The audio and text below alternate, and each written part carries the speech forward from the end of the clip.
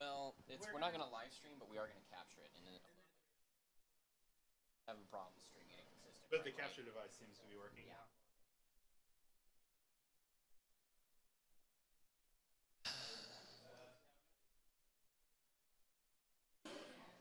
Huh? Okay.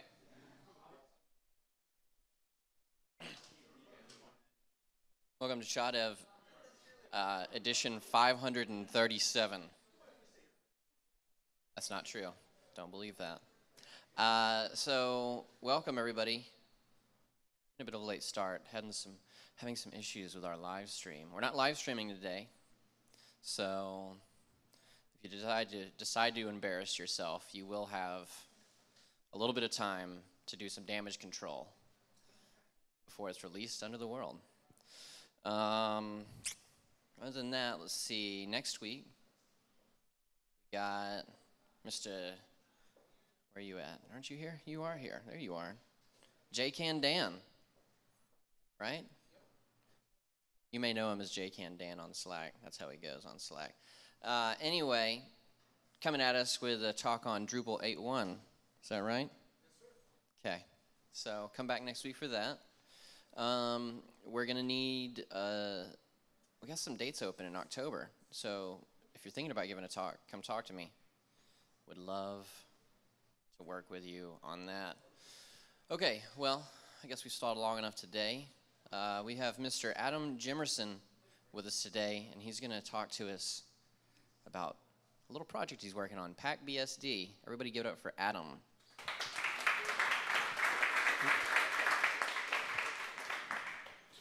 Thanks, everyone. Wow, that's quite an echo. So, a little bit about me. As Brett's already said, my name's Adam Jimerson. I'm a software engineer for Code Journeymen. Do Drupal work as well as stuff in Go.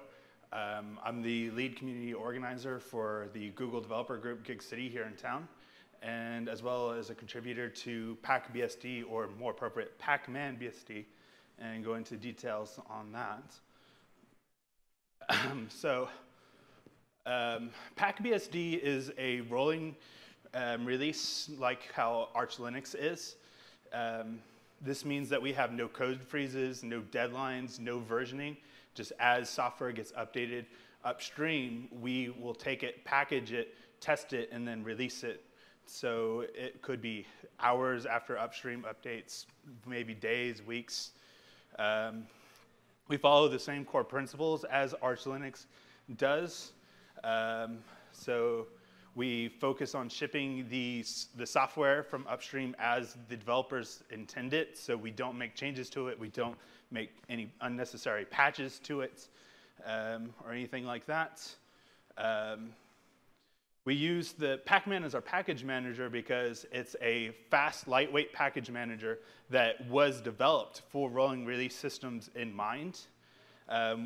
One of the reasons why this is true is when it's doing upgrades, it actually cleans up after itself, whereas other package managers will leave old files, old versions laying around that just clutter the file system. And then for cases where users will want to make changes to the package, since we don't, we offer what's called the Arch build system, which is a collection of build files that they can take. They can compile the program with custom flags enabled or disabled. They can put in patches or change how it works to fit what they need. And we offer the same version of as what the FreeBSD ports and their package tree supports. We've tried following more of what Arch Linux does because it differs for a few programs, because it takes a little bit of work to get some things working on BSD versus Linux. And that ended up being troublesome for us because right now we're a team of 5 developers, so trying to work all of those issues out ended up being a bit of a headache for us. We also offer a choice between init systems. So currently we support FreeBSD init system, which uses a file called rc.conf and rc.conf local to configure things, and as well as the OpenRC, which is developed by Gentoo. We also look at others, see if we want to bring them in. For those that don't like systemd, we will never offer that, so that's a plus. And we also offer a choice between the BSD and the GNU core utilities. This is a huge win because people more familiar with how things work under Linux can install the GNU ones, and it will work the same way. So has anyone heard of the project Ubuntu BSD before? So those of you, OK. So what makes us different is we actually existed before under the name ArchBSD, but we had to rebrand due to a trademark issue. So we rebranded to respect them. And also, Ubuntu BSD tries to be more user-friendly by making assumptions of software that the user may or may not want. We pare that back. On a base install, we only install the bare minimum, allowing the users to build up to the system they want, rather than having to remove the bits they don't. Also, I put the Linux there and crossed it out because the Ubuntu Linux is a name that Canonical seems to be trying to get away from. If you go to Canonical's website, or Ubuntu's website anyways, and search for the word Linux, it only appears once on their homepage, and that's at the very bottom of the page, just above the footer. It seems kind of odd. So what does it mean to be a rolling release? So again, we have no version numbers. We have no code freezes or no release cycles. Although if we are testing something, we'll ask everyone else to not push new packages until we're done, or push changes to the build files, which are called PKG builds. And so that's the closest thing we have to a code freeze. FreeBSD is designed to separate packages that the base system installs and packages that the user installs in different places. So the things that gets installed by default gets put at the root of the file system, whereas things that you install manually gets put under USR local. We don't do that because we have no need for that kind of separation. So we flatten everything out, and everything goes to the root of the file system. So instead of having USR local USR bin, we just have USR bin. Our base system is also managed with our package manager, which is something that FreeBSD is currently trying to work towards. Right now, to upgrade from one version of FreeBSD to another, you have to use a program called FreeBSD Update. And that currently will pull down patches or changes to code base and put them on your local system, recompile the system, and then install it. They are testing doing binary updates, but that's not close to being done. And they're also testing trying to install via their package manager. We actually manage that, and our base packages group is contained of 7 packages, although 5 only ever gets installed because of the difference between the init systems and the core utilities. You pick one of the 2, and the other one's not installed. So have that. Right now, we are based on FreeBSD 11 beta, and once 11.0 is fully released, we will package and ship that immediately. We're not on the latest because beta 3, I believe, had some file system issues that they fixed and had to do a beta 4. So we are a little bit behind them on that. And again, as upstream releases new versions, we will package, test them, and then release them immediately. So some reasons why we chose to base on FreeBSD instead of building something on Linux. One reason that is highly subjective is the memory management in FreeBSD. In a lot of cases, FreeBSD's memory management and garbage collection is actually more efficient than what it is under Linux. And so that gives a noticeable benefit to applications running and the stability of the system. So we saw that as a win. Another highly subjective is the code quality that the project has versus the Linux kernel. So this isn't talking about Linus Torvalds and the other core Linux maintainers' view on people who use debuggers. This is more of things like how the application build interface, or ABI, is handled. So in Linux, when you introduce a new system call, that is never allowed to change unless absolutely necessary. Whereas FreeBSD, that can change in major versions. So the headache this avoids is something similar to the PHP world, where you have a function call that is some syscall A and then real syscall A, because the first one had some major issue with it, or it didn't take enough parameters. And so you had to write a second one that did the same thing but correctly, or was a wrapper around it and did some magic. Whereas in FreeBSD, that could actually get fixed between a major version. Now, the minor versions, the ABIs are locked. So going from 11.0 to 11.1, you couldn't make a change like that. What this buys is, with Linux, say you're running Linux 4.3, you upgrade to Linux 4.4, or say version 5 came out. Every application that you already had installed once you installed the new kernel will still run. Under FreeBSD, when you do a major update, because the ABIs change, you have to recompile all your installed to support the new system calls. So as some of you may or may not know, Netflix, when they got into the video streaming, they built on FreeBSD.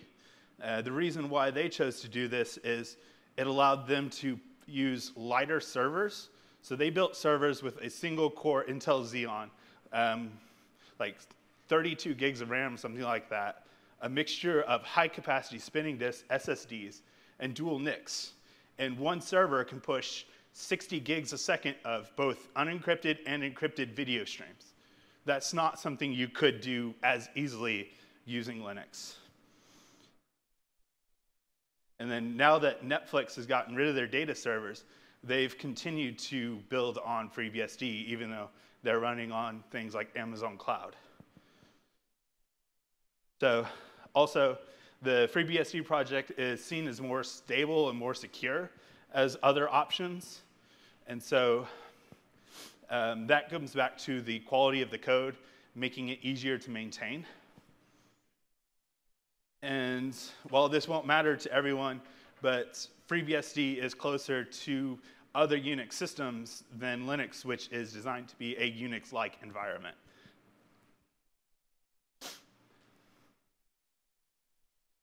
So both Arch Linux and PacBSD has what's called, has 5 rules, basically.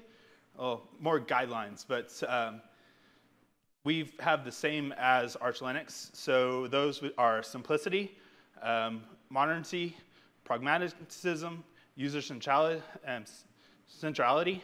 and versatility. Both Arch Linux and PacBSD define simplicity as being without unnecessary changes or modifications. So we ship software as it was originally designed with minimal changes made by us. This means patches not accepted by upstream don't get applied to our packages. And,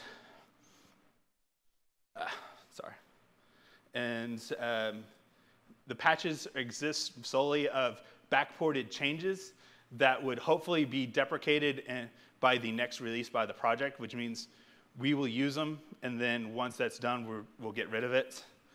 And we don't make changes to it unless there's 3 rules. A, it doesn't compile without specific flag or patch. B, without the specific flag or patch, there's bugs or issues with it. Or C, some other program that depends on it won't meet the first 2 requirements. And that's typically when we will apply a patch or change flags. The modernity means that we maintain the latest stable release of software as we can without system breakage. So if there is going to be an issue, we won't ship it even though it is the latest and greatest. The pragmatic, we're a pragmatic operating system in that we're rather than an ideological one. So So we treat the principles as guidelines, and ultimately design decisions are made on a case-by-case basis. Yeah.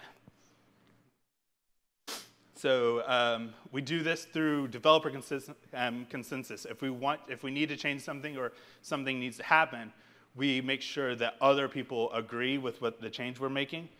And a technical analysis and debates are what matters, not political or popular opinion. So while some GNU Linux distributions focus on being user-friendly, PacBSD is user-centric. As such, it's designed to fit the needs of those contributing to the project rather than trying to appeal to a mass user base. We target the more advanced Linux, BSD, or other Unix users, or people that are more do-it-yourself attitude, or that are willing to read documentation, troubleshoot problems. And we also encourage people to actively contribute, either be reporting bugs that they find, help make our packages better by contributing to our package builds, join the IRC channels, be part of mailing lists or forums, or help with things like contributing to our wiki so we have good documentation. And PacBSD is a general purpose operating system. So upon installation, you have just a command line, and it's designed where you build out to suit your need, whether it be a headless file or web server, or you want to build out a desktop or use it on a laptop. We fit all of those use cases, and you build out the way you need, installing only what you want.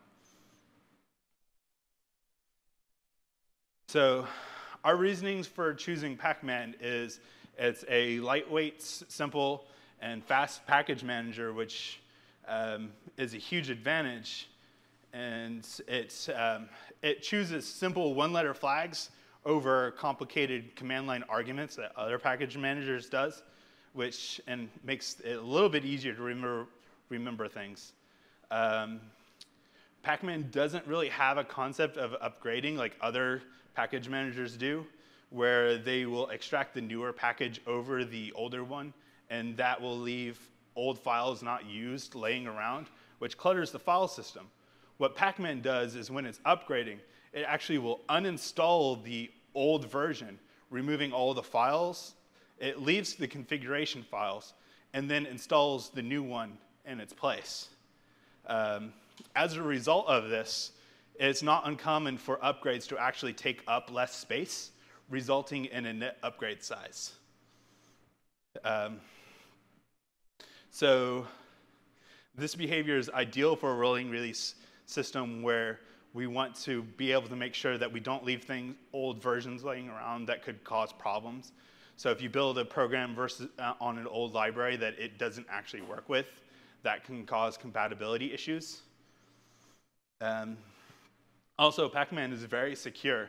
It not only checks the GPG signatures at a repo level, meaning that if someone manages to hack into one of our repository servers, upload a new package, it does checks on the package and the GPG signature at the repo. And this signature file has to have the same date timestamp as the most current package there. So as long as they don't have our keys, they can't upload a new signature. And so Pacman's just going to refuse to use anything from that repository until that issue is fixed. But it also checks at a package level. So every package we upload also has a GPG signature related to it.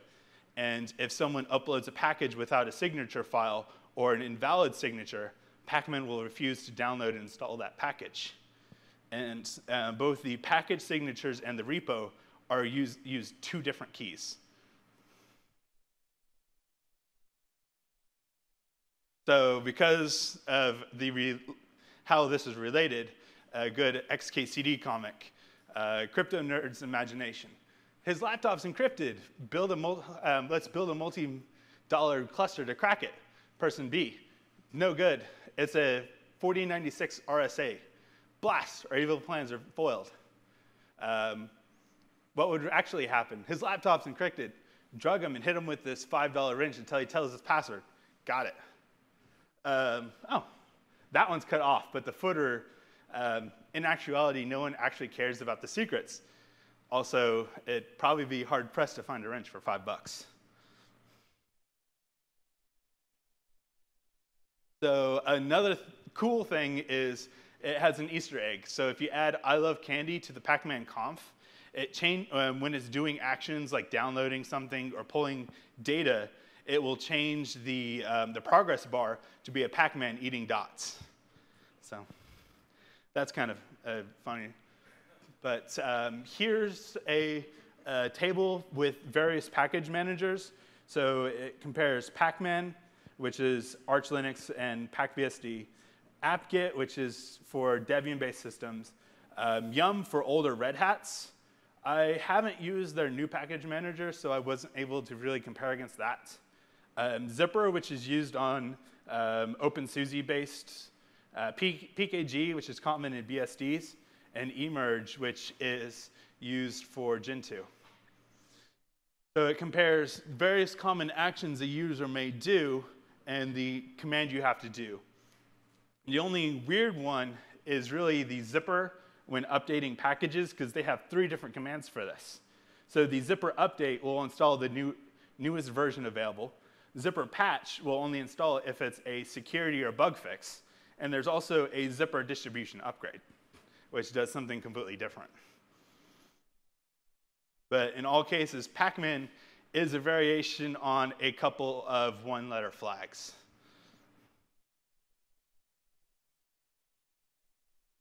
So the reason why we chose to use the Arch build system instead of ports is that the Arch build system is organized by the repository it's going to go in. So a file will either go under core, extra, multilib, and Linux, depending on what repo it ends up in as we build them. Whereas the ports tree, it actually has a ton of different categories. So if it's a web browser, it's probably under the www category. If it's something related to Xorg, it's under X11. If it's an email, it's under an email category. So it's, in our opinion, it's a little bit easier to find things if it's in less directories. So like the FreeBSD ports, the Arch build system is exposed to the users if they want to take advantage of it. So as I said, if they want to compile something with a different way than how we do it, they are able to. Where we differ is that the ports tree, you can either use the binary packages or you can build from source if you want. And in some cases, you can actually mix and match, but although that's discouraged. Whereas here, we highly encourage it to only be if you want to make a change. When creating a new PKG build file or updating existing ones, we calculate the hash of the package from the upstream repository or mirror.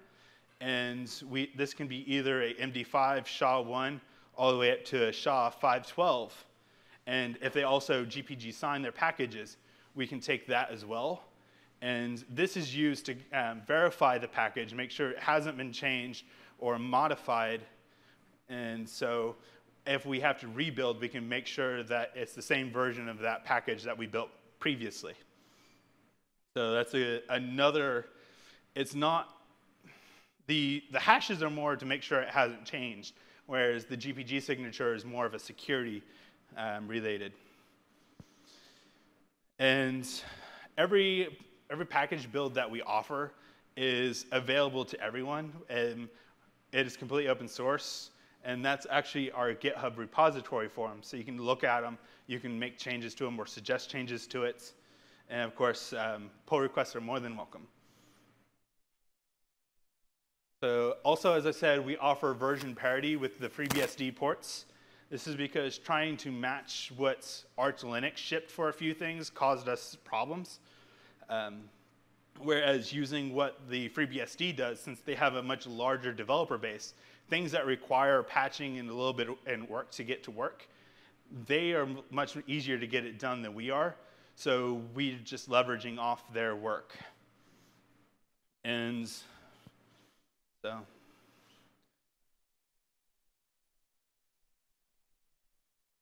no, we didn't one click.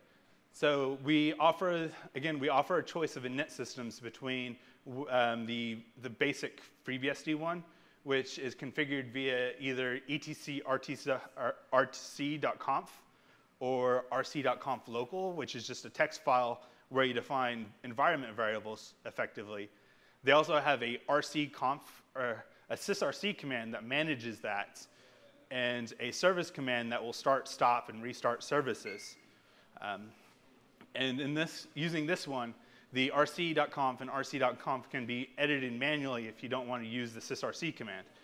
Whereas the OpenRC and the configuration files are stored under etc.conf.d, and the scripts are in etc init.d.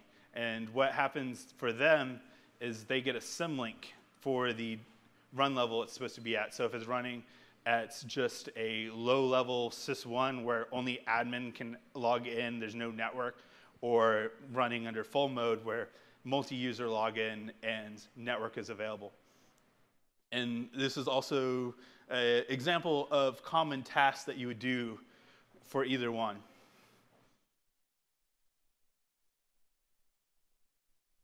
And again, we offer a choice of core utilities. So we offer the GNU core utilities, and this will make people more familiar with how things work under a Linux distribution, feel more comfortable. Or we offer the BSD ones, which will make BSD users more comfortable. When installing it, the package manager will ask which one you want to choose. And if you choose one and decide you don't like that one or you're not familiar with it, you can install the other one later on, and it will just remove the old one, install the new one on top. So you can switch between the two anytime. And the same for the init systems. So you can start using one init system and realize you don't like how that does something and switch to the other. So a short of where the project's at currently. Right now we have, we've gotten things stable enough to where it can be installed. And as such, we have a ISO for CD and DVD images, and we have a USB image as well that you can install from. We also have a large number of packages in our repository for users to install. This includes Xorg, LXDE, Chrome, Wine for running Windows applications, Transmission for torrents, and several window managers like OpenBox and i3. Next on our list is to package Xfce, Firefox, VLC, and full desktop environments like KDE and GNOME are on our list, but further down because they are much larger and require a little bit more work to package. We are also adding new packages every day, and once our user repository is up, it works just like how the Arch user repository is. So you as a user can upload packages that we don't offer, and other users can use those as well. So a quick breakdown of the packages. We have 105 packages in core, 537 in extra, 58 in multilib. This makes up a 1.10 gigs of disk space on the server. And if you were to install every one of them, that would take up 1.78 gigs. This is assuming you're not using ZFS's compression, because that would greatly reduce this. This was also back from July 26th, so this is fairly out of date. I didn't grab a new data yet. So some things that need.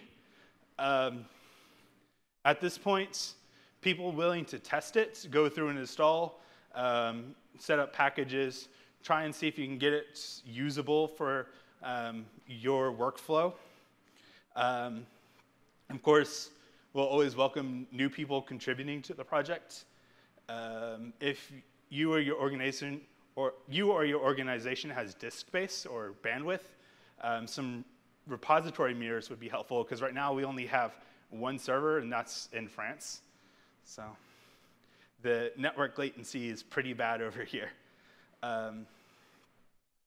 And I don't know exactly how this would work, but what I do know right now, everything is coming out of our pockets to pay for hardware, hosting, and everything. So eventually we plan on setting up either through a open source nonprofit umbrella, or setting up a web store or some way for donations. But right now, that's a headache we're not wanting to deal with. And of course, users, people out there using it, helping us make it better. Thank you.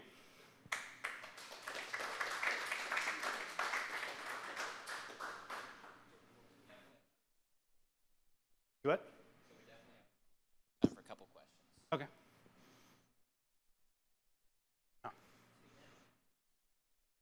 How important was it for you?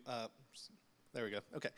For you, when you were choosing this project, how important was the team size? It seems like a pretty big project for 5 devs.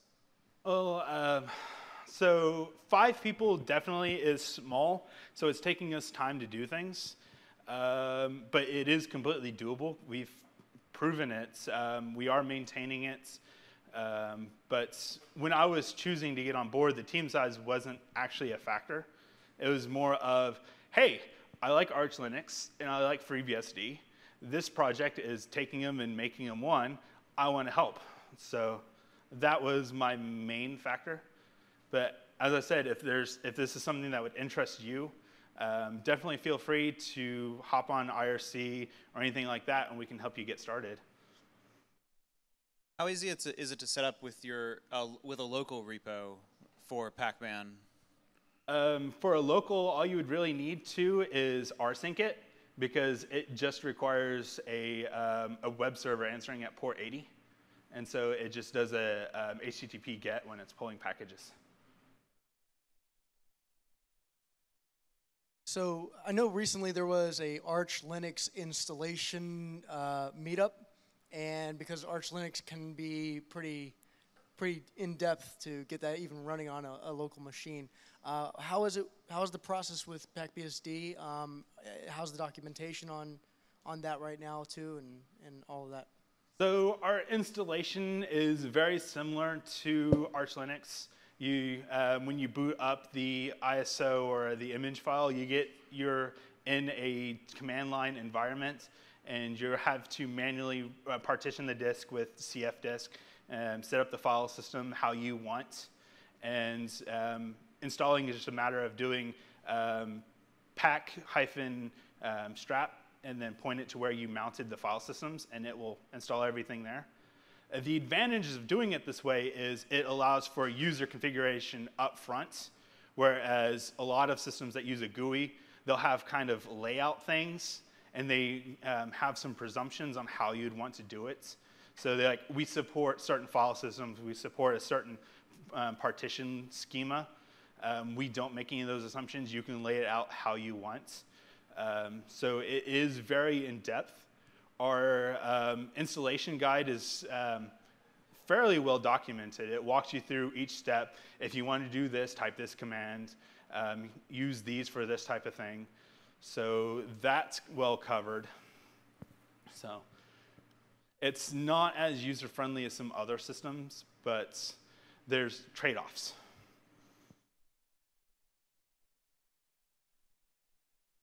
So would this be a good way to use ZFS with all of your favorite Arch tools? Yes. If you want to combine them? I feel like that's what's drawing me to this is, Definitely. So the 2 file systems that are supported is UFS2, which is the Unix file system, the rewrite of it for modern file systems, and ZFS. And that is a major draw to it, because ZFS is a fantastic file system. It supports compression of files natively. It can do checksumming. It does raids across drives natively. And it's all intuitive, automatic, and it's able to recover. So that is definitely a huge win for not only BSDs, but PacBSD as well, because we have first level support of that, whereas some Linux distributions are just now getting it, and theirs isn't even compatible with the license. So like Ubuntu 16.1, or the one that released earlier this year, one of their big sells, hey, we have ZFS.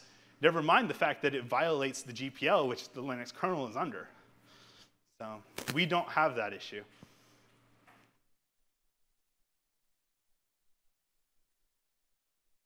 So what is your license then? How do you reconcile BSD and Linux licenses?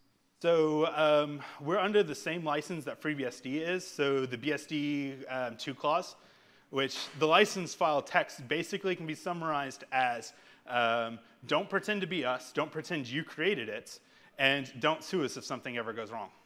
Whereas the GPL is pages and pages and pages of legal text written by lawyers. And there's actually a 3-clause BSD that we could go to if we wanted to, and that adds in a don't advertise, so you can't use our name in advertisement. What this means is like Netflix or Yahoo, 2 big companies using FreeBSD, can't say 9 out of 10 of FreeBSD users love to use our products. They can't do that because of that. So very simplified license. The BSD's license are compatible with the GPLs, so we have no issues using GPL licensed software with us. So that, we don't have that. But it does have some issues because the GPL requires that if you use our code, it must remain open source. BSD doesn't have that text, so a company can take it, make changes to it, and not release their source code. So if that's not a major concern to us, though.